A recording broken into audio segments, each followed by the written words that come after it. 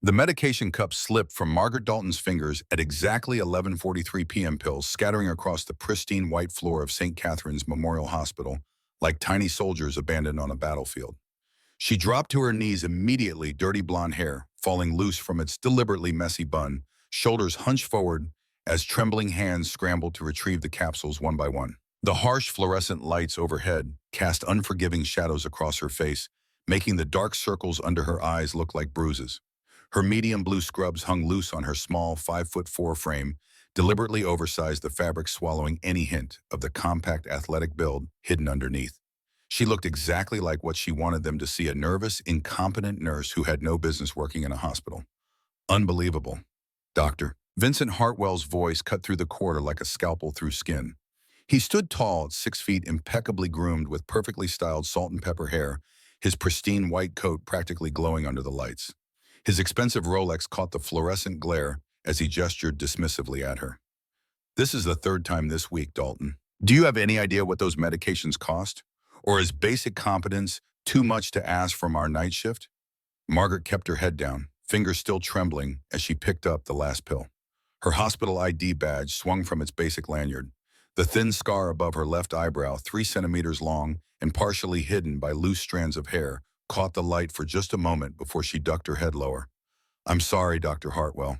It won't happen again. That's what you said last time. He stepped closer, invading her space, his polished dress shoes stopping inches from her crouched position. Two other nurses paused in the hallway, watching with barely concealed amusement.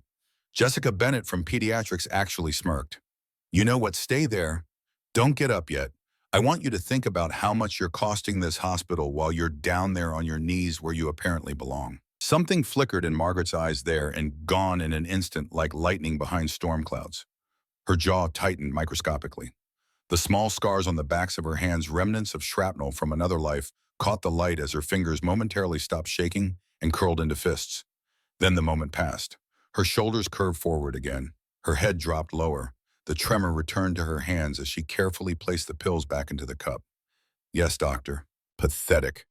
Hartwell shook his head, addressing the watching nurses with the casual cruelty of a man who'd never faced real consequences. This is what happens when hospitals start hiring based on sympathy rather than skill. She's probably here because some veteran preference program forced HR's hand. Isn't that right, Dalton? What was it, desk duty for the Army filing paperwork at some base in Kansas? He laughed, and the other nurses joined in, their voices echoing down the sterile hallway. I can't imagine you doing anything that actually mattered. Margaret stood slowly, keeping her eyes down, arms close to her body. The elastic band on her right wrist had left a slight indentation in her pale skin. She snapped it once, twice, the quiet sound lost under Hartwell's continued commentary. I'll dispose of these properly and get new medications, Dr. Hartwell. See that you do. And Dalton, try not to kill anyone tonight with your incompetence. We've got a full ER, and I don't need to waste time cleaning up after you. He turned on his heel, coat billowing dramatically, and strode away down the corridor. The watching nurses dispersed, whispering and giggling among themselves. Margaret stood motionless for a long moment, staring at the medication cup in her trembling hands. Her dirty blonde hair had fallen completely out of its bun, now hanging loose around her face, hiding her expression from the security cameras mounted in the corners. When she finally moved, it was with the same hesitant, shuffling steps she always used. Short strides, head down, making herself as small and invisible as possible. Her white nursing shoes, worn and comfortable, made almost no sound on the tile floor as she headed toward the medication disposal unit. The night shift at St. Catherine's Memorial was usually quiet, 11 p.m. to 7 a.m. Mostly routine cases, occasional drunks stumbling in from 6th Street, minor injuries from the university crowd. Margaret preferred it that way. Fewer people to interact with, fewer chances to slip up, fewer moments where the mask might crack and reveal what lay beneath. She'd been here for 8 months now, carefully maintaining her cover, keeping her head down, letting them think she was nothing more than a mediocre nurse with shaky hands and low self-esteem. It was easier that way, safer. She disposed of the pills, properly documenting the waste in the medication log. Her handwriting was neat despite the apparent tremor in her hands. The documentation was perfect, something that had confused Dr. Hartwell initially until he decided she probably just copied someone else's format. He never looked closely enough to see how precise her notes actually were, how her medical assessments were consistently accurate even when her delivery seemed uncertain. Rough night, the voice behind her was kind. Dr. Preston Whitfield, one of the ER physicians who actually treated staff with respect. He was in his 50s with gray streaks in his brown hair and smile lines around his eyes that suggested he'd spent a lifetime finding reasons to be optimistic. Margaret glanced up briefly, managing a small apologetic smile. Just clumsy, Dr. Whitfield. Nothing new. Hartwell is an ass. Whitfield said it quietly, checking to make sure they were alone in the medication room. His voice carried the weight of someone who'd witnessed too many small cruelties, but lacked the institutional power to stop them. Don't let him get to you. I've seen your patient notes. You're better than he gives you credit for. He paused, studying her with the careful attention of a physician who noticed details others missed. Actually, you're better than most of the nurses on day shift. Your assessments are always spot on, even if you don't seem confident about them. Something shifted in Margaret's posture. A microsecond of straightening of pride before she caught herself and hunched forward again. Thank you, Dr. Whitfield. That means a lot. He studied her for a moment, something curious in his expression, but then his pager went off. The shrill beep cut through the quiet of the medication room. Incoming trauma. MV, with ejection. ET, A 5 minutes. Can you set up Bay 3? Of course. Margaret moved immediately. Her steps were still small and hesitant, but her hands suddenly steadier as she began preparing the trauma bay. Whitfield noticed the change but didn't comment, heading toward the ambulance bay to meet the incoming patient. Trauma. This was where things got dangerous for her. This was where instincts kicked in, where decades of training threatened to surface, where the muscle memory of 1,000 combat casualty scenarios tried to override her carefully maintained incompetence. She forced her hands to tremble again as she pulled out supplies, deliberately fumbling with an IV kit, making sure the other nurse in the bay saw her struggle. God, Dalton, just let me do it. Jessica Bennett huffed, taking the IV kit from her with an exasperated sigh. Why are you even in trauma? You should be in the clinic or something, handing out Band-Aids to kids with scraped knees. Sorry. Margaret murmured, stepping back, making herself small again. Inside part of her was calculating.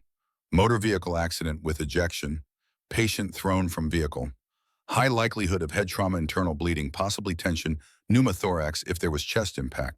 She'd seen hundreds of these cases, had treated them under mortar fire in the backs of moving vehicles in conditions that would make this pristine American emergency room look like a luxury resort. But Jessica and the others couldn't know that. No one could know that. The ambulance arrived, sirens wailing, cutting through the quiet Austin night. Paramedics rushed in with the patient, a young man in his 20s, unconscious, obvious head trauma, breathing labored. Dr. Whitfield started calling orders immediately, the team moving with practiced efficiency. Margaret stayed in the background, fetching supplies when asked, doing the simple tasks, keeping her hands visibly shaky, staying out of the way. But her eyes never stopped moving, scanning the monitors, watching the patient's vitals, noting the asymmetric chest rise, the left side not expanding properly. Possible pneumothorax. Whitfield hadn't caught it yet. He was focused on the head injury, calling for a CT scan, managing the immediate threats. The patient's oxygen saturation was dropping. 94, 92, 90. Margaret's hands clenched. Every instinct screamed at her to intervene. One simple procedure, needle decompression. Second intercostal space mid-clavicular line. 14-gauge angiocath. 15 seconds and she could fix it. But that would raise questions. That would make them look at them differently. That would threaten everything she'd built here. The safe, invisible life she'd carved out for herself after everything fell apart. The patient's oxygen saturation hit 88. His lips were turning blue. Dr. Whitfield. Margaret said it quietly, her voice barely audible over the organized chaos. He didn't hear her. She tried again, slightly louder, forcing herself to sound uncertain. Dr. Whitfield, maybe. His left chest isn't moving. Whitfield glanced up, irritated at the interruption, but then he looked at the patient. Really looked. His eyes widened with the recognition of someone who just missed something critical. Damn it. Decreased breath, sounds left side. Tension pneumothorax. Get me a needle decompression kit. Now. Jessica ran for the kit while Whitfield positioned himself. Margaret stayed back, watching with a carefully neutral expression as Whitfield performed the procedure she could have done faster, cleaner, with one hand tied behind her back. The hiss of escaping air, the immediate improvement in the patient's breathing, the oxygen saturation climbing back up. Whitfield had done it correctly. He was a good doctor, but it had taken him 90 seconds. She could have done it in 15. Good catch, Dalton. Whitfield said it over his shoulder, surprise evident in his voice. That could have been bad. Just lucky. Margaret mumbled, looking at her feet. Jessica shot her a skeptical glance but said nothing. The rest of the trauma was routine. Stabilized CT scan transfer to ICU. Margaret cleaned up the bay afterward, her movements slow and methodical, maintaining her clumsy persona even though her mind was racing. That had been close. Too close. She'd almost intervened directly, almost blown her cover over one patient, when she'd maintained this charade for 8 months specifically to avoid moments like this. The ER settled back into relative quiet around 1 a.m. Margaret made her rounds checking on patients, documenting everything in her careful handwriting, avoiding Dr. Hartwell, who was now in his office doing paperwork and probably complaining about her to whoever would listen. The other nurses mostly ignored her, which was exactly what she wanted. Invisible, unremarkable, safe. She was restocking supply closet 4 when she heard it, a sound that didn't belong in a civilian hospital. Distant but distinct, growing louder with each passing second. The rhythmic thump, thump, thump of helicopter rotors. Heavy rotors. Military heavy.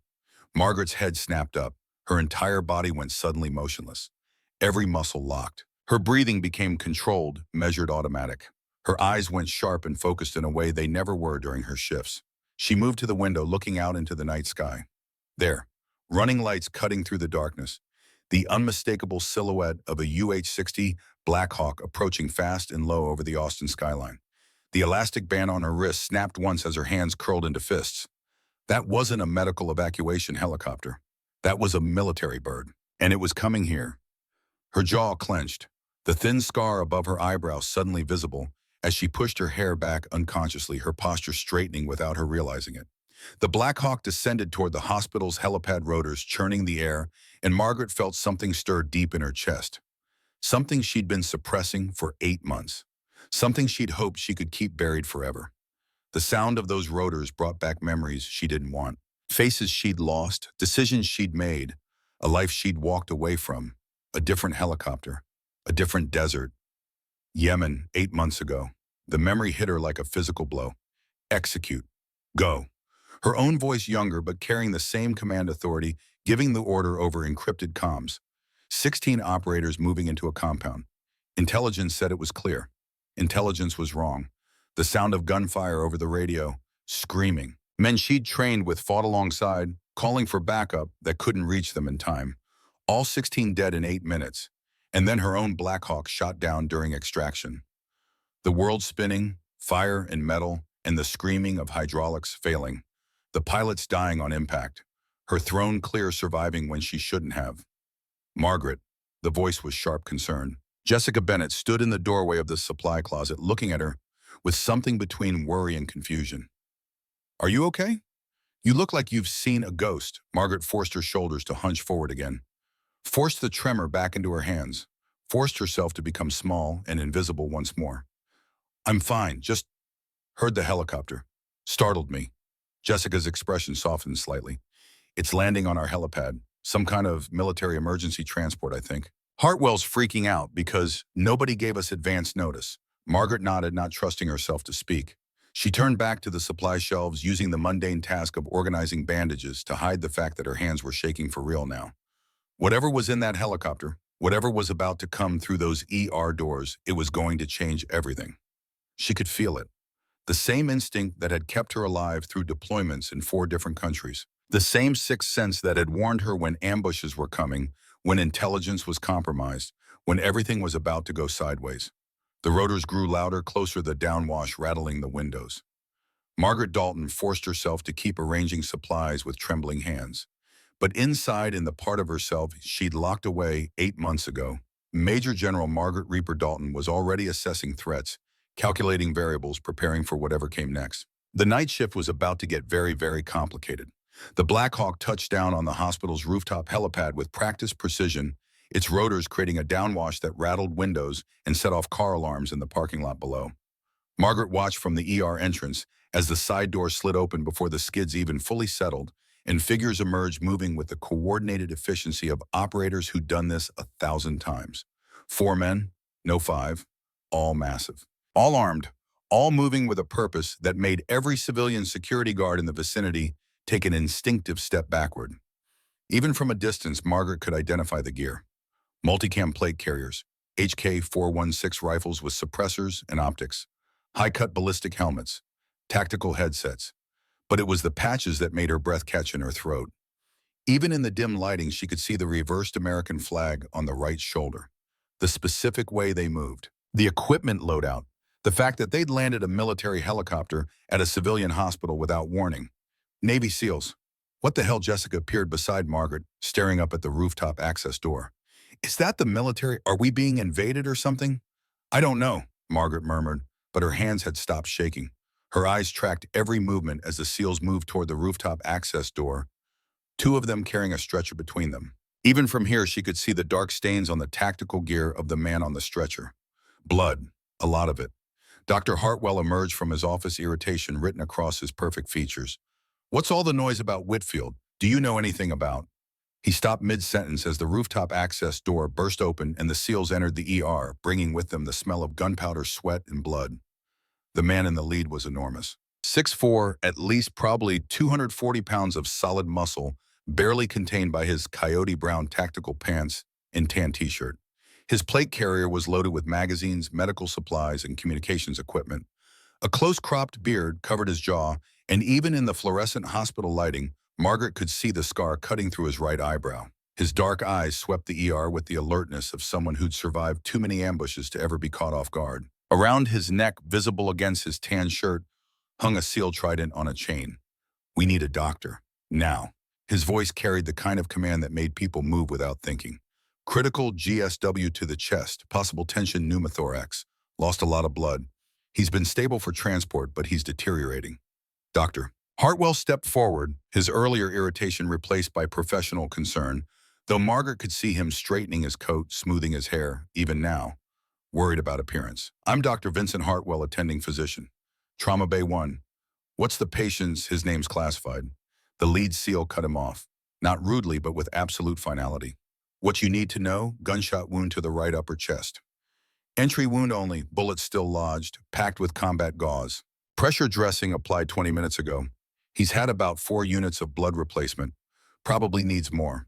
No known allergies. Blood type O negative. He paused, his dark eyes finding Hartwell's and holding them. Now can we move? They were already moving, carrying the stretcher toward Trauma Bay, one not waiting for permission. The other SEALs fanned out automatically, taking up positions that gave them clear sight lines of all entrances. They weren't just securing the patient. They were securing the entire ER. Margaret recognized the pattern immediately. These men expected trouble to follow them. The patient on the stretcher was younger, maybe early 30s, with the same athletic build as his team. His tactical gear had been partially cut away to access the wound, revealing a compression bandage dark with blood. His face was pale lips, slightly blue, breathing rapid and shallow. Margaret's trained eye assessed him in seconds. Significant blood loss. Possible developing tension pneumothorax despite the combat gauze. Tachycardic, likely going into shock. Dr. Hartwell began issuing orders as they moved into the trauma bay, and Margaret found herself following, automatically staying in the background as always, but unable to look away. Jessica and Dr. Whitfield joined them along with another nurse named David Sullivan. The room filled quickly, too quickly, with the 4 medically trained hospital staff and 5 heavily armed SEALs who refused to leave their teammate. I need you all to step back, Hartwell said it, addressing the SEALs with the kind of tone he probably thought projected authority. This is a sterile environment, and you're contaminating it. Wait outside. The lead SEAL didn't even acknowledge him. He moved to the head of the stretcher, one hand on his teammate's shoulder. Havoc to Ghost. Stay with me, brother. You're home. These docs are going to fix you up. Sir, I really must insist, Hartwell started. Then insist quietly while you work. The SEAL Havoc apparently cut him off again, his dark eyes fixed on Hartwell with an intensity that made the doctor actually step back. We don't leave our brothers. You do your job, we'll stay out of your way. But we're not leaving. Hartwell's jaw tightened, but he turned to the patient, pulling on gloves. Fine. Someone get me vitals, and I need portable x-ray. Blood work and blood pressure 70/40 and dropping. Dr. Whitfield called out, watching the monitor. Heart rate 140, respiratory rate 32, oxygen saturation 89%. Margaret stayed near the supply cabinet, her assigned position during traumas. Her hands clasped in front of her in their usual trembling grip, but her eyes never left the patient. She watched Hartwell examine the wound, saw him peel back the combat gauze carefully. The bullet had entered just below the right clavicle, probably missed the subclavian artery, or the patient would already be dead. But there was still significant bleeding. The trajectory suggested possible lung involvement. The bullet's still in there. Hartwell said it more to himself than anyone else. We'll need to get him to surgery for extraction. In the meantime, we need to stabilize. The patient's oxygen saturation alarm went off. 85%, 82. Margaret's entire body went rigid. She knew that sound, knew what it meant. Her eyes fixed on the patient's chest. The right side was rising normally, but the left side wasn't moving as much as it should. The trachea was starting to deviate. Jugular vein distension becoming visible. Tension pneumothorax. The lung had collapsed. Air building up in this chest cavity, with nowhere to go, putting pressure on the heart and great vessels. If it wasn't decompressed immediately, he'd arrest within minutes. Her hands stopped trembling. They curled into fists at her sides, nails digging into palms hard enough to hurt. Every muscle in her body screamed at her to move, to act, to fix it. She'd done this procedure hundreds of times, had performed it in the back of moving vehicles under fire, had taught it to dozens of combat medics. 14-gauge angiocath, second intercostal space midclavicular line. Insert until you hear the hiss of escaping air. 15 seconds, maybe 20. She could save his life, but she couldn't move, couldn't reveal herself, couldn't throw away 8 months of careful cover for one patient, no matter how much every instinct screamed at her to act. Dr. Hartwell, Whitfield's voice was urgent. Decreased breath sounds on the left. Tracheal deviation. JVD. He's got a tension pneumothorax, I can see that.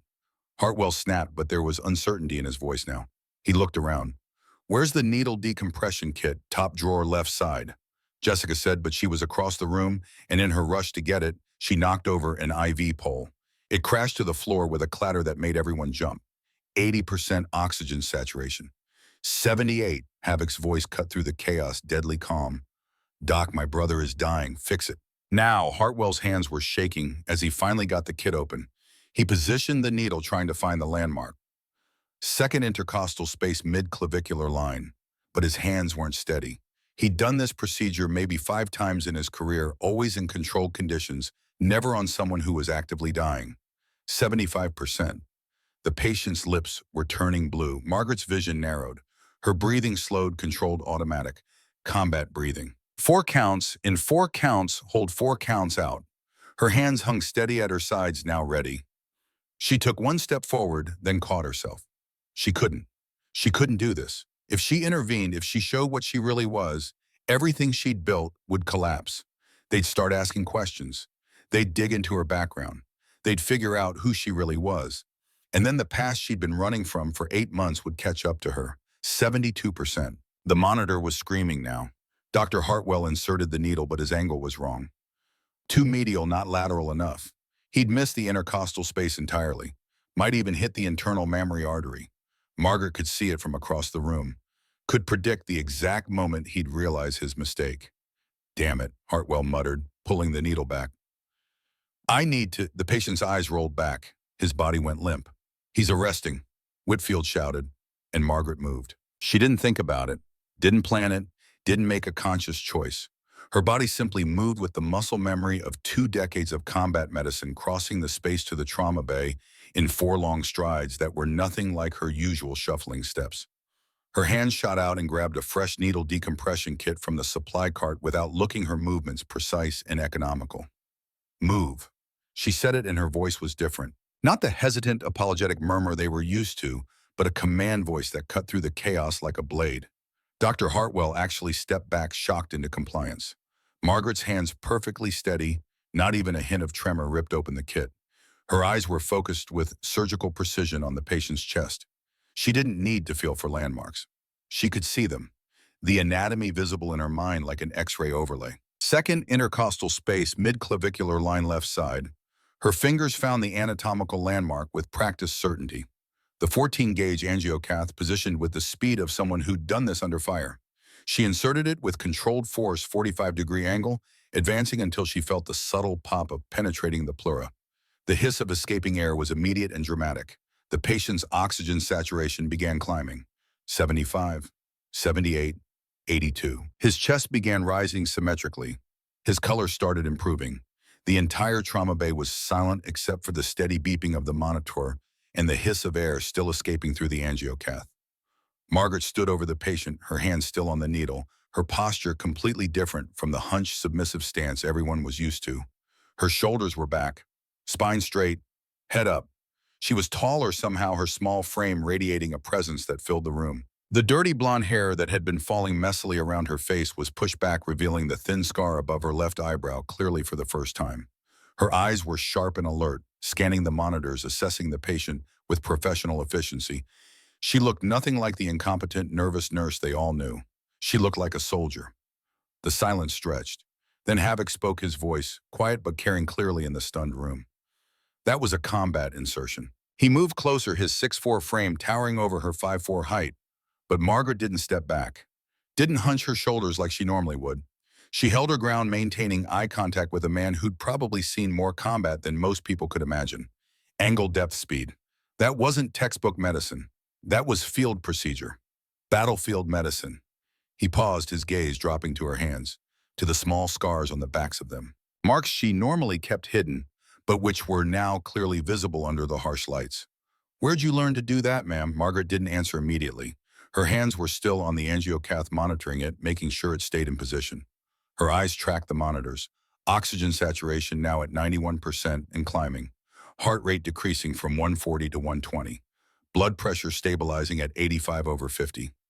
Better, but not good. He still needed surgery. Still needed blood. Still needed intensive care. But he wasn't dying anymore. "I didn't want to watch someone die when I could prevent it." She said it finally, and her voice was still that command tone. Steady, controlled, not apologetic, not uncertain, just factual. The night shift had changed, and Margaret Dalton's 8 months of hiding had just come to an end. "Doctor." Hartwell stared at Margaret with an expression caught between shock and anger. His perfectly maintained composure cracking like ice under pressure. The trauma bay remained silent except for the steady rhythm of the monitors and the soft hiss of air escaping through the angiocath still positioned in the patient's chest. "What the hell did you just do?" Hartwell's voice rose with each word. "You're not authorized to perform that procedure. That's a physician-level intervention. You're a nurse, Dalton. What were you thinking?" And Margaret didn't answer immediately. Her hands remained on the angiocath, monitoring it with the kind of focus that suggested years of practice.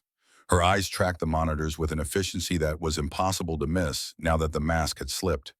Oxygen saturation 94% and climbing, heart rate stabilizing at 115, blood pressure holding at 88/52. Better. Still critical, but no longer circling the drain. "I was thinking I didn't want to watch someone die when I could prevent it." Margaret said it quietly, finally looking up from the patient. Her eyes swept the room, taking in the shocked expressions of the hospital staff, the calculating stares of the SEALs. She could feel her carefully constructed cover disintegrating in real time, could see the questions forming in everyone's minds. 8 months of hiding, gone in 15 seconds. Havoc had moved closer during the procedure. He now stood less than 3 feet from her, his dark eyes studying her face with an intensity that made the other hospital staff uncomfortable. But Margaret didn't flinch, didn't look away. She'd faced worse scrutiny from harder men in more dangerous places. That was perfect placement. First try. Dr. Whitfield's voice carried genuine amazement. "I've seen attending physicians take 3 or 4 attempts to find the right spot. How did you learn to do that so precisely?" "Does it matter?" Margaret cut him off, but there was a weariness in her voice now. The adrenaline was starting to fade, replaced by the cold realization of what she'd just exposed. The patient is stable. That's what matters. It matters when a nurse performs invasive procedures without authorization. Hartwell had recovered from his initial shock and was working himself into indignant fury. "You've just violated about a dozen hospital protocols. You don't have the authority or the training to perform procedures like that. I'm going to have to report this to administration. You can expect consequences, Dalton Baum. Administration can wait until after my brother's stable." Havoc's voice cut through Hartwell's building tirade. He didn't raise his volume, but there was an edge of steel underneath that made it clear this wasn't a suggestion. "Right now, I want to know who just saved his life." He turned back to Margaret, and something in his expression had changed. Recognition, maybe? Or the beginning of it, because whoever taught you that procedure, whoever trained you to move like that, he gestured at her posture, the way she held herself now that the submissive act had fallen away. "They didn't teach you that in nursing school. I think we should focus on the patient," Margaret said, trying to deflect. She attempted to make herself smaller again, to hunch her shoulders forward, but it looked forced now. The mask had slipped too far to put back on easily. "Your hands didn't shake once, Margaret." Dr. Whitfield's voice was quiet, almost sad. "Your hands always shake. It's one of your He stopped understanding, dawning on his face like sunrise breaking over a horizon. It was an act. The trembling, the nervousness, the dropping things, all of it was an act. Jessica spoke up from her position by the monitors, her voice mixing confusion with anger. Why would you pretend to be incompetent? We've all been covering for you for months, taking on extra work because we thought you were struggling. Were you just laughing at us, making fools of us? No. The word came out harder than Margaret intended, sharp enough to make Jessica take a step back. I never wanted anyone to cover for me. I never asked for that. I just wanted... She stopped herself, catching the vulnerability in her voice. But it was too late. They'd all heard it. I just wanted to be left alone. Well, that ship has sailed, Hartwell snapped, recovering his authority now that the immediate medical crisis had passed. You can't pull off something like this and expect everyone to just forget about it. I want answers. Who are you, really? What are you doing in my ER pretending to be something you're not? One of the other SEALs spoke up, for the first time, a younger operator with intelligent eyes and the build of someone who spent serious time in the gym. Commander, we need to move Ghost to surgery. He's stable enough for transport now, but that bullet needs to come out, and he needs real blood replacement. Havoc nodded but didn't take his eyes off Margaret. Agreed. Whitfield, can you handle that? Yes. Dr. Whitfield said immediately, professional instincts overriding his curiosity. I'll call surgery, get a room prep, notify the blood bank. We'll take good care of him. I know you will. Havoc's tone made it clear that failure wasn't an option. Then he turned fully to Margaret, and when he spoke, his voice was pitched low enough that only she and maybe Whitfield could hear. We need to talk after he's out of surgery. There are some things I need to understand. I don't have anything to say to you, Margaret said, but even she could hear how weak it sounded. Ma'am, with all due respect, Havoc's eyes dropped to the scars on her hands again, then to the thin scar above her left eyebrow, then back to her face. I think you have a lot to say, and I think I need to hear it, especially if what I'm thinking is correct. What are you thinking? Margaret asked against her better judgment. I'm thinking I know maybe a dozen people in the entire world who could have performed that procedure that fast, that clean, under that much pressure. And all of them are either currently serving or recently retired from the military. Special operations medicine. Combat medic training, probably 18 Delta qualification or higher. He paused, his gaze never wavering, which means you're not just some nurse who happened to learn a trick. You're trained, really trained. Margaret's jaw tightened. She didn't confirm or deny, but her silence was answer enough. Dr. Hartwell was listening now, his anger momentarily replaced by confusion. What are you talking about? Special Operations Dalton is just a nurse. She has a civilian nursing degree, passed her boards, has a regular license. I've seen her personnel file. Personnel files can be scrubbed, the younger SEAL said quietly, especially for people who need to disappear. Disappear from what Jessica demanded. What is going on here? Dr. Whitfield was putting pieces together, his medical mind working through the evidence like a diagnostic puzzle. The way you assess patients, Margaret. Your documentation is always perfect. Trauma assessments that read like combat casualty reports. The terminology you use, sometimes military abbreviations, I only recognize because I did a rotation with the VA. And you always assess C-spine first, even on patients with zero indication of spinal trauma. He paused, the realization settling over him. That's battlefield protocol, not civilian ER procedure. A lot of nurses have military backgrounds, Margaret said defensively. Not like yours, Havoc said. He glanced at his team, some kind of silent communication passing between them. Look, I don't know your story. I don't know why you're hiding or what you're running from. But my brother's alive because of you, and that means something to me. He stepped closer, and there was something almost like respect in his eyes now. So I'm going to make you an offer. When he's out of surgery and stable, you and I are going to have a conversation. A real one. And depending on what you tell me, maybe I can help you. Or maybe I'll just say thank you and walk away. But either way, you don't have to keep pretending anymore. Not with us. I don't need your help, Margaret said, but her voice cracked slightly on the last word. Maybe not, Havoc acknowledged, but you saved one of my men. That creates a debt, and SEALs pay their debts. Before Margaret could respond, the trauma bay doors burst open and two orderlies arrived, with a transport gurney ready to move Ghost to surgery. The moment of intensity broke as everyone shifted back into medical mode. Doctor Whitfield coordinated the transfer, calling out orders, making sure all the monitors and IV lines were properly secured. The SEALs moved with the gurney, refusing to leave their teammate, their presence creating a bubble of contained violence as they moved through the sterile hospital corridors. Dr. Hartwell waited until they were gone before rounding on Margaret, his face flushed with anger, barely held in check. My office, now. We're going to have a very serious discussion about your future employment at this hospital. Dr. Hartwell, I really think Whitfield started, but Hartwell cut him off. Stay out of this, Preston. She violated protocol, performed a procedure she wasn't authorized for, and apparently has been lying to us about her qualifications for months. This is a legal and administrative nightmare. He pointed at Margaret. My office, 5 minutes. And bring your badge and ID because there's a very good chance you're walking out of this hospital unemployed. He stormed off, leaving Margaret standing in the middle of the trauma bay, suddenly alone, except for Whitfield and Jessica. Jessica was still processing her expression, caught between anger and confusion. I don't understand any of this. Who are you really? I'm exactly who I said I was, Margaret said quietly, some of the vulnerability creeping back into her voice. I'm a nurse. I'm licensed. Everything in my personnel file is legitimate. I just didn't tell the whole story. The whole story being what Jessica pressed, that you're some kind of military badass pretending to be incompetent. Why? What's the point? Margaret's hands began shaking again, but this time it looked genuine, not performed. The elastic band on her wrist snapped twice in rapid succession. Because sometimes the best way to survive is to make sure no one's looking at you. To be forgettable, invisible, safe. Safe from what, Whitfield asked gently. Margaret looked at him, and for just a moment her eyes showed something raw and painful. A glimpse of whatever she'd been running from, whatever had driven her to hide her true self for 8 months. But then she locked it down, the professional mask sliding back into place, even though everyone could see the cracks in it now. I need to go talk to Dr. Hartwell. He's right about one thing. I did violate protocol. I knew the risks when I did it. I'll accept the consequences.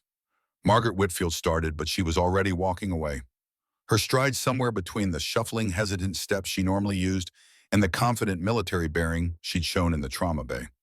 Like she couldn't quite decide which version of herself to be anymore.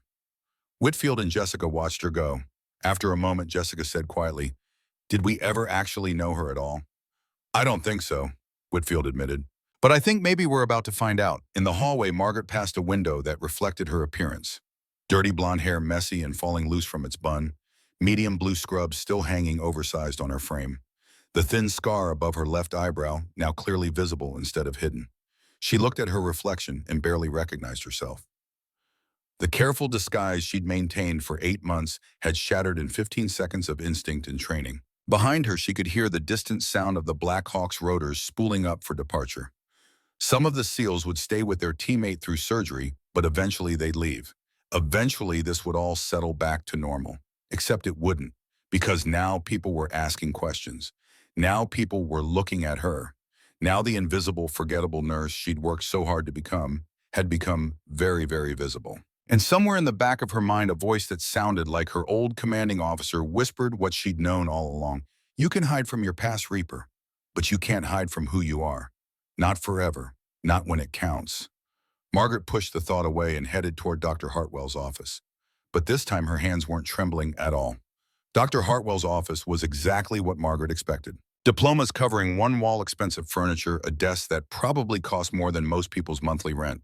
He sat behind it now, fingers steepled, his perfect hair somehow still immaculate despite the case of the last hour. Margaret stood in front of the desk, hands at her sides, no longer clasped and trembling. She'd made a choice in the hallway. No more pretending, not even for him. "Sit," Hartwell commanded, gesturing to the chair across from him. Margaret remained standing. "I'd prefer not to," his eyebrows rose. "That wasn't a request, Dalton." "I know." Something in her voice made him pause. She wasn't being defiant exactly, but she wasn't being submissive either. There was a quiet strength there that he'd never heard before. "You're going to fire me regardless of whether I'm sitting or standing. So I'll stand."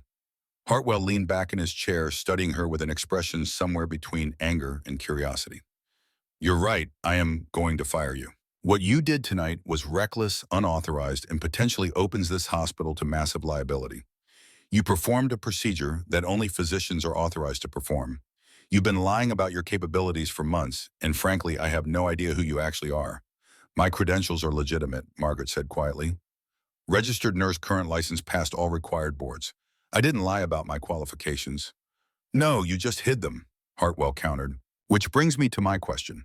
Why, what kind of person deliberately makes themselves look incompetent? What are you hiding from Dalton, or is that even your real name?"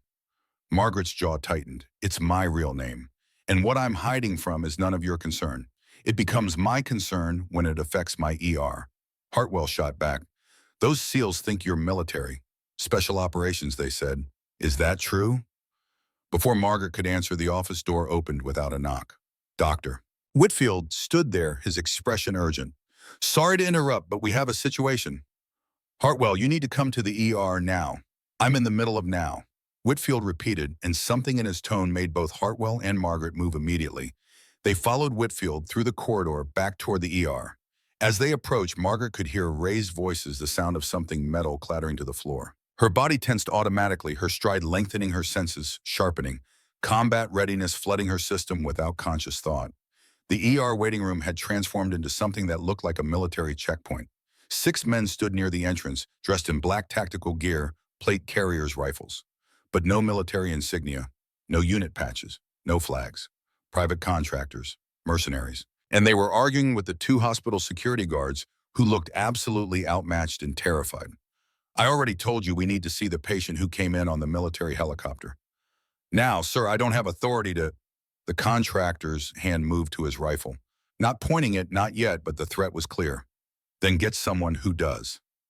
Havoc and his SEALs emerged from the surgical wing at almost the same moment, their weapons immediately coming up to low-ready position. The 2 groups of armed men faced each other across the ER waiting room, while civilians scattered, screaming, diving behind chairs and reception desks. Stand down, Havoc ordered, his voice cutting through the chaos. This is a civilian hospital. You're scaring innocent people. The lead contractor, a man in his 40s with a shaved head and cold gray eyes, smiled without humor. We're not here for civilians. We're here for your boy Ghost. He saw something he shouldn't have. Our employers would prefer he didn't wake up to talk about it. That's not happening, Havoc said flatly. It's not a request. The contractor's hand tightened on his rifle. You're outnumbered and in a public place. You really want to start a firefight in a hospital? Margaret had frozen at the entrance to the corridor, her mind racing through scenarios with the speed of someone who'd done this calculation 1,000 times before. 6 contractors, 4 SEALs, multiple civilians in the line of fire, limited cover. Hospital security completely unprepared for this situation. If shooting started, people would die. Innocent people. Dr. Hartwell grabbed her arm, his grip tight with panic. We need to evacuate, get patients out of... Margaret shook off his hand, her eyes never leaving the armed men. No time. Evacuation would take 20 minutes minimum. We don't have 20 minutes. Then what do we... She wasn't listening anymore. Her mind had shifted into a different mode. Tactical assessment, threat evaluation, resource inventory. The ER had 3 exits. The contractors were blocking the main entrance. The surgical wing where Ghost was being operated on had 1 access point currently protected by the SEALs. If the contractors pushed, it would be a choke point, a kill box, unless someone changed the equation. Margaret's hands were completely steady now. Her breathing slowed, measured, controlled. She felt the transformation happening inside her, the mask she'd worn for 8 months cracking and falling away completely. When she spoke, her voice carried the authority of someone who'd commanded men in combat. Preston, evacuate everyone you can from the ER. Use the East Wing exit. Quietly. Don't run. Don't panic the civilians. Whitfield stared at her, seeing someone he'd never met before. Margaret, what are you doing? She cut him off using the same command voice that had made Hartwell step back in the trauma bay. Then she started walking toward the waiting room, toward the armed men, her stride confident and measured. Not the shuffle of a nervous nurse, but the walk of someone who owned the ground beneath her feet. Margaret, don't. Whitfield hissed, but she was already gone. She entered the waiting room from the side corridor, moving with deliberate calm. Neither group noticed her immediately. They were too focused on each other, weapons raised, fingers near triggers, the tension thick enough to choke on. Gentlemen, Margaret said, her voice carrying clearly across the room, you're going to want to reconsider this. Every head turned toward her. The contractors assessed her in a second. Small woman, 5'4", dirty blonde hair, messy, wearing oversized blue scrubs. Clearly a nurse. Clearly no threat. The lead contractor actually laughed. Ma'am, you need to leave. This doesn't concern you. Actually, Margaret said, still walking toward them, her hands visible and empty at her sides. It does. Because that patient you're here to kill, I'm the one who saved his life, which means I'm invested in making sure he stays alive. Havoc was watching her with sharp intensity, his weapon still trained on the contractors, but his attention split. She could see the calculation in his eyes, trying to figure out what she was doing, what her play was. The lead contractor's smile faded. Last warning, lady. Walk away. Margaret stopped 10 feet from him, close enough to be conversational, far enough to maintain some tactical distance, close enough that the SEALs had clear shots if needed. Her eyes locked onto the contractor's face with an intensity that made him uncomfortable without quite knowing why. Here's what's going to happen. You're going to lower your weapons walk out of this hospital and report to your employers that the mission failed. Tell them the target was too well protected. Tell them whatever you want. She paused, her voice dropping lower. But you're not touching that patient. The contractor stared at her for a long moment, then actually laughed again. You're serious. You're a nurse.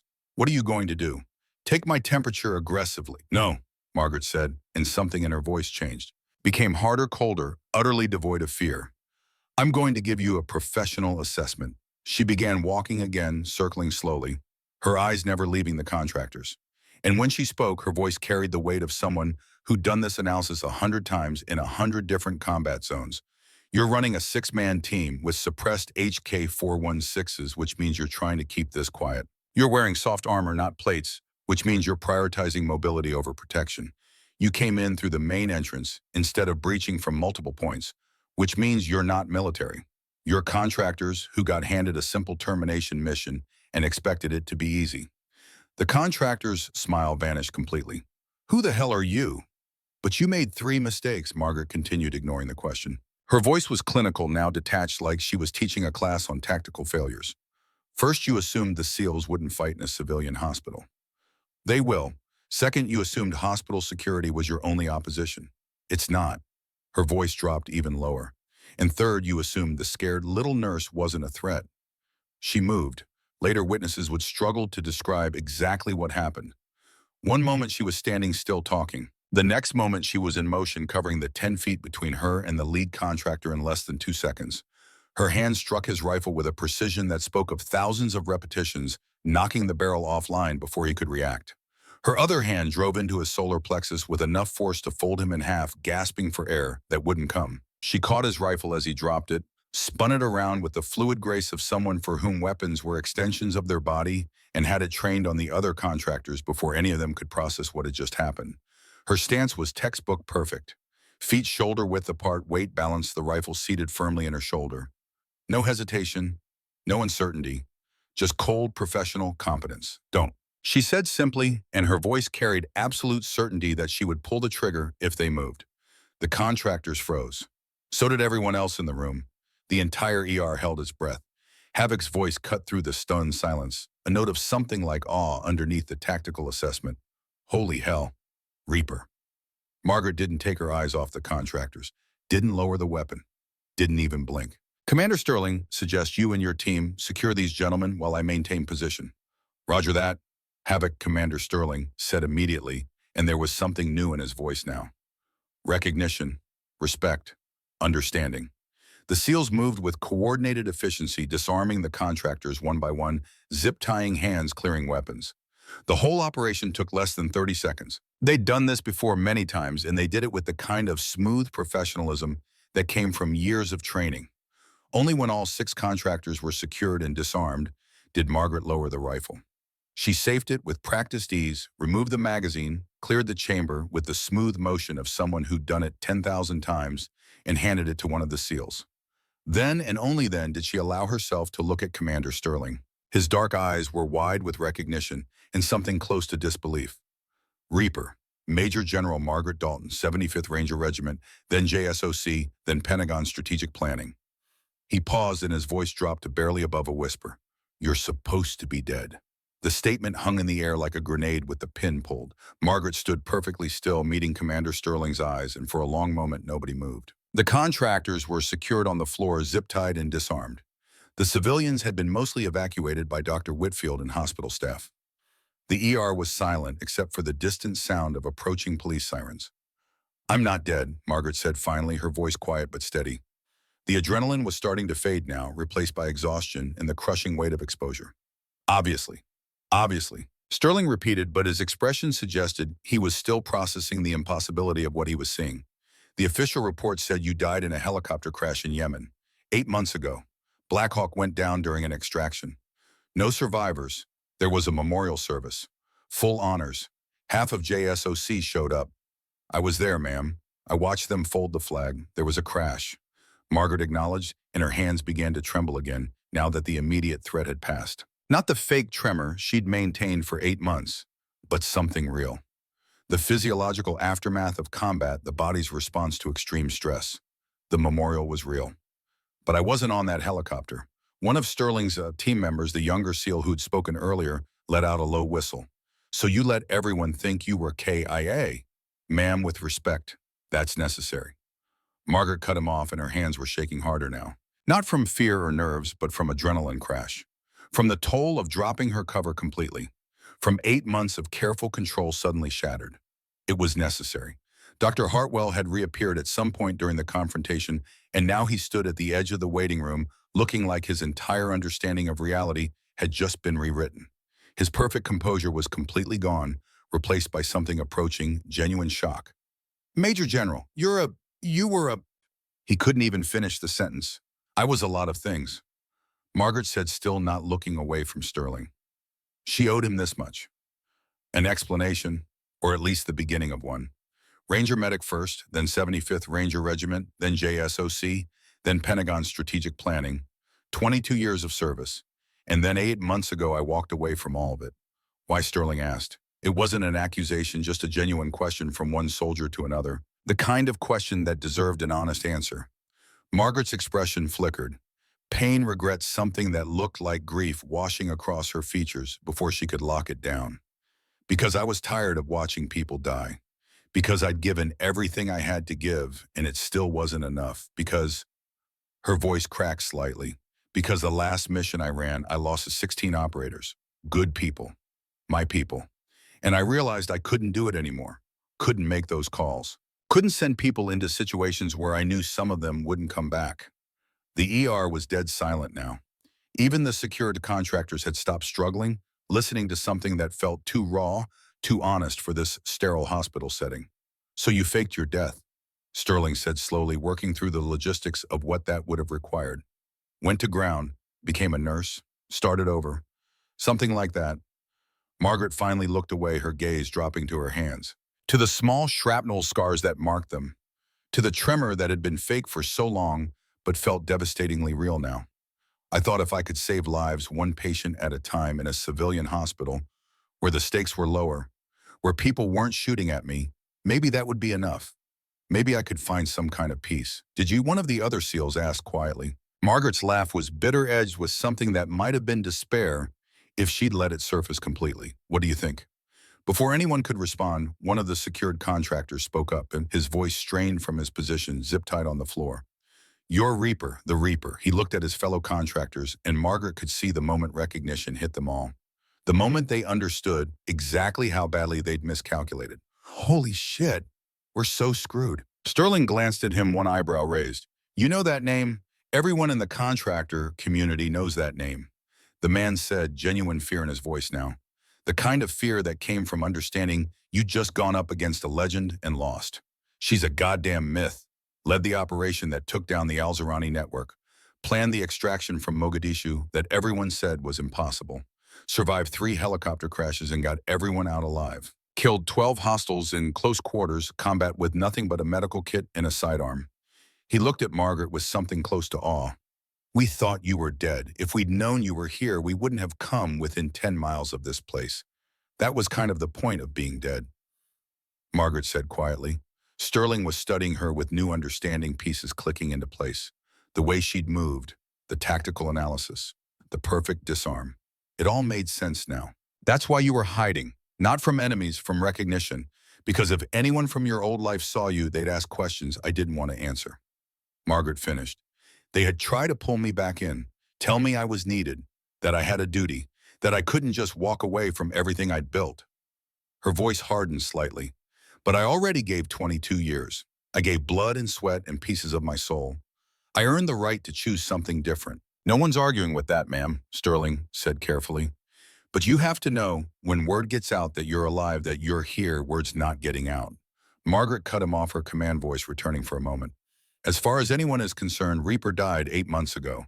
Margaret Dalton is just a nurse who got in over her head tonight. Ma'am, respectfully, that ship has sailed, the young SEAL said, gesturing at the scene around them, at the secured contractors, at the hospital staff who'd witnessed everything, at the security cameras that had captured the whole confrontation. You just disarmed a hostile contractor in under 2 seconds, demonstrated expert weapon handling, revealed your identity to multiple witnesses. You can't put that back in the box. Margaret opened her mouth to argue, but movement at the ER entrance cut her off. Her body tensed automatically, ready for another threat. But it wasn't more contractors. 3 more men were entering, but these were different. They wore civilian clothes, expensive suits that screamed federal authority. The way they moved, the way they scanned the room, the way the lead man's eyes found Margaret immediately and locked on. These weren't contractors. These were the people contractors feared. The lead man was in his late 50s with iron gray hair and the bearing of someone who'd spent a lifetime in command positions. He moved with the confidence of someone who knew exactly who he was and what power he wielded. Major General Dalton. He said it clearly, formally, making sure everyone in the room heard. I'm Director Raymond Cole, JSOC. We need to talk. I'm retired. Margaret said immediately, her body language shifting to defensive. I'm not coming back. Whatever you're here to offer, the answer is no. Cole stopped a respectful distance away, close enough to speak quietly, but far enough to not be threatening. I'm not here to offer you anything, General. I'm here to inform you that your fake death is now a massive security problem. He gestured around the room. Multiple civilians saw you tonight. Your identity has been confirmed by SEAL team operators. Federal investigators have your fingerprints on multiple weapons. Hospital security cameras captured everything. We can't keep you dead anymore. So make me alive, Margaret said, and there was desperation creeping into her voice now. Bring me back officially. I'll accept whatever administrative punishment. Sit through whatever debriefings. Just let me go back to being a nurse. It's not that simple, Cole said, and there was something in his expression that looked almost sympathetic. The people you fought against tonight, they work for some very powerful individuals. Individuals who now know you're alive and might want revenge. Faking your death again won't work. Too many people know. Witness protection won't work. You have too many enemies in too many countries. He paused, letting that sink in. There's really only one option that keeps you safe. Margaret's jaw tightened. She could see where this was going, could feel the trap closing around her. Which is, come back, not to active combat operations, not to planning missions, but as an instructor. Train the next generation of combat medics and tactical operators. Teach them what you know. Share 22 years of experience with people who desperately need it. Cole took a step closer, his voice dropping. You said you were tired of watching people die. This is how you keep them alive, by making sure they are better prepared than you were. Margaret was silent for a long moment. Her hands had stopped shaking, but only because she'd clenched them into fists at her sides. When she finally spoke, her voice was barely a whisper. I can't watch more of them die. I can't. Then teach them not to, Sterling said quietly, and when Margaret looked at him, she saw understanding in his eyes. The understanding of someone who'd been there, who knew what it cost to send people into harm's way.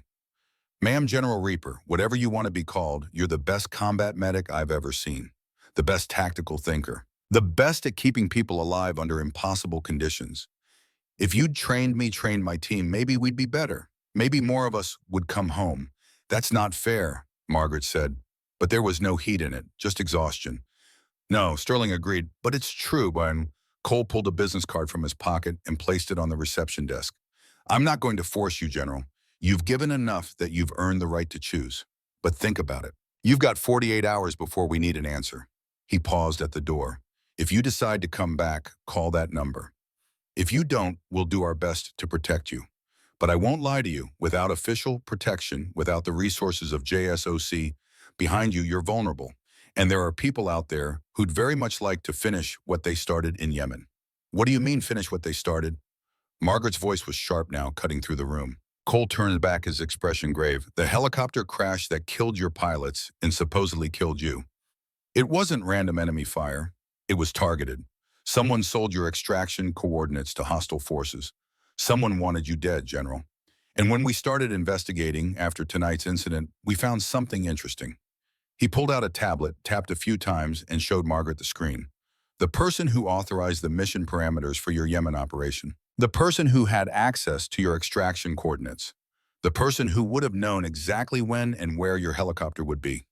Margaret looked at the screen. at the face she recognized, at the name that made everything suddenly horribly clear. General Adrian Blackwood. She said it like a curse. He was my commanding officer. He sent us into Yemen. He gave the order that got 16 of my operators killed. Cole nodded grimly, and now we know why. General Blackwood has been running a defense contracting empire on the side. $20 billion in fraudulent contracts over 15 years. Ghost witnessed one of his illegal arms deals in Syria. That's why the contractors are here. That's why Ghost had to die. He paused. And when Blackwood found out you'd survived the crash he arranged, when he learned you were alive and might start asking questions about Yemen, he sent contractors for you too. These 6 tonight, they weren't just here for Ghost General. They had orders to eliminate you if they got the chance. The room spun for a moment. Margaret felt like she'd been hit in the chest, all of it. The 16 operators, the helicopter crash, the 8 months of guilt and grief and thinking it was her fault. It was murder, premeditated, calculated. And the man who'd done it was still out there. Where is he? Margaret's voice was cold now. Colder than Sterling had ever heard it. The voice of someone who just had every shred of guilt transmuted into something far more dangerous. Where is Blackwood? He's in federal custody, Cole said. We arrested him 2 hours ago. He'll be charged with conspiracy, fraud, murder, treason. He's looking at life in prison minimum. I want to see him. Margaret said it like an order, not a request. General, I don't think Cole started. I want to see him now. Sterling stepped forward. Ma'am, maybe you should wait. Get some rest. Process this. Blackwood isn't going anywhere. Margaret turned to look at him, and what Sterling saw in her eyes made him take an involuntary step back. It wasn't anger. It was something colder. Something that had been forged in the grief of losing 16 people she'd sent to their deaths, refined by 8 months of guilt, and now tempered by the knowledge that it hadn't been her fault at all. Commander Sterling, with all due respect, I've waited 8 months. I've carried the weight of 16 deaths that I thought were my responsibility. I've hidden and run and tried to disappear because I thought I'd failed them. Her voice was perfectly controlled now, eerily calm. But I didn't fail them. They were murdered. And the man who murdered them is going to look me in the eye and know that I survived, that I'm still here, that everything he tried to bury is about to come to light. She turned back to Cole. Take me to him. That's not a request, Director. Cole studied her for a long moment, then nodded. Federal building, downtown. He's being held for arraignment. I can get you in, but General, I can't let you. I'm not going to hurt him, Margaret said, and there was something almost like a smile on her face. Cold and sharp as a blade. I'm just going to make sure he understands that he failed. Sometimes that's worse. 20 minutes later, Margaret stood outside an interrogation room in the federal building. Through the one-way glass, she could see General Adrian Blackwood. He was 61 years old, silver hair still military short, sitting in a cheap plastic chair with his wrists cuffed to the table. He looked smaller than she remembered. Diminished. Without the uniform, without the authority, without the power he'd wielded for so long, he was just an old man facing the consequences of his choices. Sterling stood beside her. He'd refused to let her come alone. You sure about this, ma'am? Margaret didn't answer. She was watching Blackwood through the glass, studying the man who'd shaped her career, who'd mentored her, who'd sent 16 of her people to their deaths for money. Cole appeared beside them. You've got 10 minutes. There are cameras, audio recording. Anything he says can and will be used in his trial. Understand? Margaret nodded. I understand. Cole opened the door. Margaret walked in. Blackwood looked up as she entered. For a moment, his face showed genuine shock. Then something else. Fear, maybe. Or resignation. Reaper. He said it quietly. They told me you survived. I didn't believe it until now. Margaret didn't sit. She stood across the table from him, hands at her sides, posture military perfect. You murdered 16 operators, Adrian. 16 of the best soldiers this country has ever produced. You sold them out for money. Blackwood had the grace to look away. It wasn't supposed to happen that way. The intelligence was meant to be slightly off. Delay the mission. They weren't supposed to walk into a full ambush. But they did. Margaret's voice was ice. And when they started dying, when I was listening to them scream over the comms, you said nothing. You let me believe it was my fault. You let me give the order that sent them in. You let me carry that guilt for 8 months. Blackwood looked up at her, and there was something in his eyes now. Not quite remorse, but close. I'm sorry, Margaret. Truly, you were the best operator I ever commanded. You didn't deserve that. You're right, I didn't. Margaret leaned forward, her hands flat on the table. But you know what I survived. I survived the crash you arranged. I survived 8 months of hiding. And I survived long enough to see you sitting here in handcuffs, about to spend the rest of your life in prison. She straightened. The 16 operators you murdered. I'm going to make sure every single person who graduates from the combat medical training program knows their names, knows their stories, knows that they died not because they weren't good enough, not because their commander made a mistake, but because someone they trusted betrayed them for money. Blackwood's face had gone pale. That is your legacy, Adrian. Not the empire you built, not the money you made. Just the memory of 16 dead patriots and the coward who sold them out. She turned to leave. Margaret. Blackwood's voice stopped her at the door. For what it's worth, I really am sorry. Margaret looked back at him one last time. So am I, Adrian. Adrian, I'm sorry I didn't see what you really were. I'm sorry I trusted you. I'm sorry it took 16 deaths and my own supposed death for the truth to come out. She paused, her hand on the door. But most of all, I'm sorry you didn't die in that helicopter crash instead of me. Because at least then you would have died with your honor intact. Now you'll die knowing everyone knows exactly what you are. She walked out without looking back. Sterling was waiting in the hallway. He didn't say anything, just fell into step beside her as they walked toward the exit. Feel better? He asked quietly when they reached the parking garage. No, Margaret said honestly, but I feel less guilty. And right now, that's enough.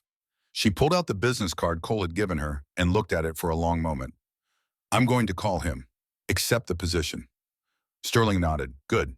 The program needs you, he paused. But that's not the only reason, is it? Margaret looked up at him. It's because those 16 operators deserve better than to die in an ambush. They deserve better training, better intelligence, better leadership. I can't bring them back, but I can make sure the next generation has what they didn't. She got into her car, and because hiding didn't honor them, teaching does. 6 months later, Fort Bragg, North Carolina. The sign outside the new building read, Combat Medical Training Center. Director Brigadier General Margaret Dalton. Inside a classroom filled with 30 young medics, military and civilian, all listening intently as Margaret stood at the front. Her hair was pulled back in a regulation bun, her uniform crisp, the thin scar above her eyebrow visible, and no longer something to hide. Most of you will never see combat, she said, her voice carrying clearly through the room. But someday you'll face a situation where everything goes wrong, where the patient is dying, where protocol doesn't work, where you have to make a choice, follow the rules and watch them die, or break the rules and maybe save them. She paused, looking at each face in turn, so many of them young, so many of them about to step into situations they couldn't imagine yet. I'm here to teach you how to make that choice and how to live with it after. A young female medic raised her hand. Ma'am, is it true you were declared killed in action? Margaret smiled slightly, not the cold smile she'd given Blackwood, but something warmer. Something that suggested healing, slow but steady. Yes. For 8 months I hid because I couldn't face what I'd lost. Because I thought 16 good people died because of my failure. She gestured at the classroom, at the students, at the memorial plaque on the wall that listed 16 names. But hiding didn't honor them.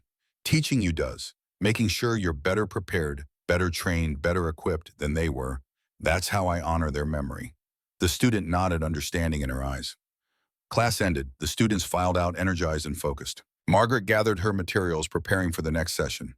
Commander Sterling was waiting outside, leaning against the wall. Over the past 6 months, their professional relationship had evolved into something neither of them had been looking for, but both had found. Something built on mutual respect, shared experience, and the understanding that sometimes the best relationships were forged in the aftermath of trauma. Dinner? He asked. Yeah, let me just... Her phone buzzed. A text from Cole. Ghost testified this morning. Senate hearing. 40 indictments handed down. Blackwood and 39 co-conspirators. Biggest military corruption case in U.S. history. You did good, General. Margaret showed the text to Sterling. 40 people, he said. That's a lot of lives you saved. Not just Ghost, but everyone those contractors would have hurt if Blackwood's network had stayed hidden. Margaret looked back at the training center. Through the window, she could see the next class gathering. Young faces, eager, ready to learn. 40 people is good, she said quietly. But these, she gestured at the students, these are the ones I'm really saving. One student at a time, one procedure at a time, one deployment at a time. They walked together across the Fort Bragg campus, comfortable in the silence that came from mutual understanding. Ghost testified well, Sterling asked after a while. According to Cole, he was incredible. Calm, detailed, unshakable. The senators were impressed. Where is he now? Margaret smiled. Consulting for the program. Helps teach tactical medicine. Says if he's going to survive getting shot, he might as well make sure the next person who takes a bullet has someone who knows what they're doing. That sounds like Ghost.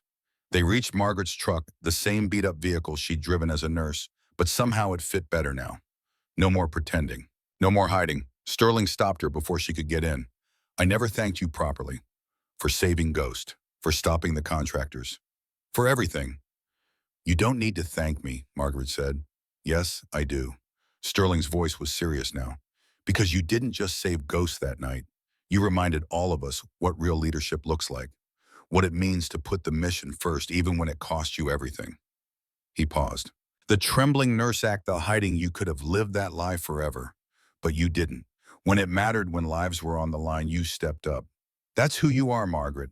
That's who Reaper is. Margaret looked at him for a long moment. I'm still figuring out who I am, Wyatt. After Yemen, after hiding, after everything with Blackwood.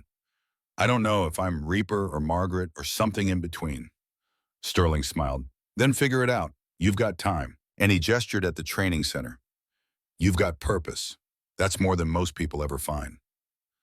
Margaret climbed into her truck, started the engine. See you tomorrow, Sterling nodded. Tomorrow. And Margaret. She looked at him. The program's official numbers came in. 500 medics trained in 6 months. 0 fatalities in combat situations where our graduates were the primary medical personnel. 0, he let that sink in. You're saving lives. Real lives. Just like you wanted. Margaret drove away, Sterling's words echoing in her mind. That evening, she sat in her small apartment on base. It was sparse but no longer empty.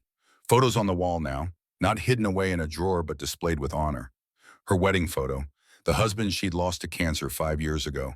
The reason she'd thrown herself into work, into missions, into anything that would fill the void he'd left. The photo of her 16 operators. Young faces, confident smiles taken the day before the Yemen mission. She looked at them every day now, remembered their names, honored their service. And a new photo, one she'd had framed just last week. Herself and Sterling and Ghost and the first graduating class of combat medics. 30 faces, all alive, all trained, all ready.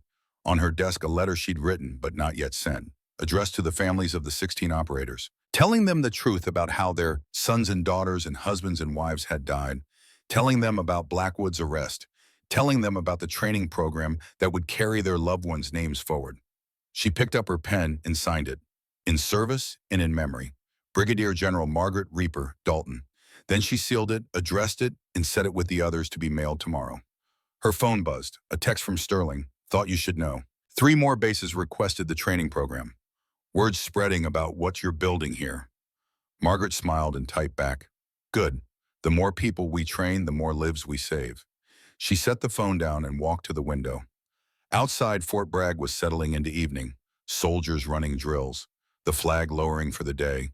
The familiar rhythms of military life that she'd thought she'd left behind forever. But this was different. This wasn't about sending people into danger. This was about giving them the tools to survive it, to come home, to live. Margaret picked up a notebook, opened it to a fresh page, and began planning the next course.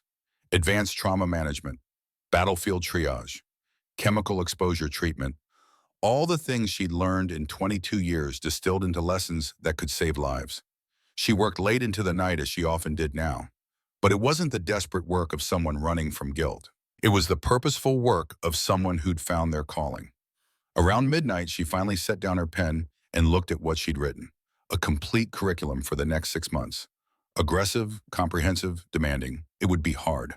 The students would struggle. Some would fail. But the ones who succeeded would be the best trained combat medics in the world. They would save lives. They would come home. They would survive. And that, Margaret realized, was enough. She stood stretched and looked one more time at the photo of her 16 operators. I'm still here, she said quietly to their frozen, smiling faces. Still fighting, still teaching, still making sure your deaths meant something. She turned off the light and headed to bed. Tomorrow, 30 new students would arrive for training. 30 more people she could prepare. 30 more lives she could help save. The trembling hands were gone. The mask was gone. The guilt was fading. What remained was purpose, mission, legacy. Major General Margaret Reaper Dalton had stopped hiding, and in the process she'd found something she thought she'd lost in Yemen. She'd found herself. Epilogue. 1 year later. The Combat Medical Training Center had expanded to 3 buildings now. Over 1,000 medics trained. Deployment statistics showing unprecedented survival rates in combat medical situations. Margaret stood at a podium in the main auditorium looking out at 200 faces. The largest graduating class yet. "You are the best trained combat medics in the world," she said, and she meant it. "You know more about battlefield medicine than I did at your age. You're better equipped, better prepared, better ready for what you're about to face." She paused. "But you're still going to be scared. You're still going to face situations where everything goes wrong, where the protocols fail, where you have to make impossible choices." The room was silent, hanging on every word. "When that happens, remember this. You're not alone. Every technique I taught you, every procedure you learned, every decision, tree we drilled into you, those came from experience, from mistakes, from lessons learned in blood and fire and loss." She looked at the memorial wall where 16 names were carved in marble. "You stand on the shoulders of people who gave everything so you could be better than they were. Honor them. Honor their sacrifice. Honor their memory." She straightened. "And when you come home, not if, when you'll have stories to tell, lessons to share, experience to pass on." Her eyes found Sterling in the back of the room. He smiled. "And maybe someday you'll stand where I'm standing now, teaching the next generation, making sure they're even better than you were." She paused one last time. "That's how we honor the fallen. Not by mourning them, but by making sure their deaths buy something lasting, something that saves lives for generations to come." The graduating class stood as one and saluted. Margaret returned the salute crisp and perfect. "Dismissed." As the students filed out celebrating, heading toward their next assignments, their next deployments, their next challenges, Margaret remained at the podium. Sterling approached. "Hell of a speech, General." Margaret smiled. "Think it worked?" He gestured at the departing students, at their confident strides, their eager faces. "Look at them. You didn't just train them, you inspired them. There's a difference, Wong." Margaret watched the last student leave, then turned to Sterling. "You know what the best part is, what? In 6 months, they'll start coming back, sharing their own stories, their own lessons, their own experience." She looked at the memorial wall again. "And the cycle continues. The fallen teach the living honor the fallen, and we get better, generation by generation." Class by class, Sterling put his hand on her shoulder. "You did good, Margaret, really good." "We did good," she corrected. "I couldn't have built this alone." They walked out together into the North Carolina sunshine toward the next class, already gathering toward the next generation, waiting to learn toward the future. They were building one student at a time. Behind them, carved in marble above the memorial wall, words Margaret had chosen carefully. "They gave their lives so others might live. We honor them by teaching others to save lives." The mission continues. And it did. Every day, every class, every life saved. The mission continued. And Major General Margaret Reaper Dalton, once hidden, once broken, once lost, had finally found her way home. Not to the past, but to purpose. And that made all the difference.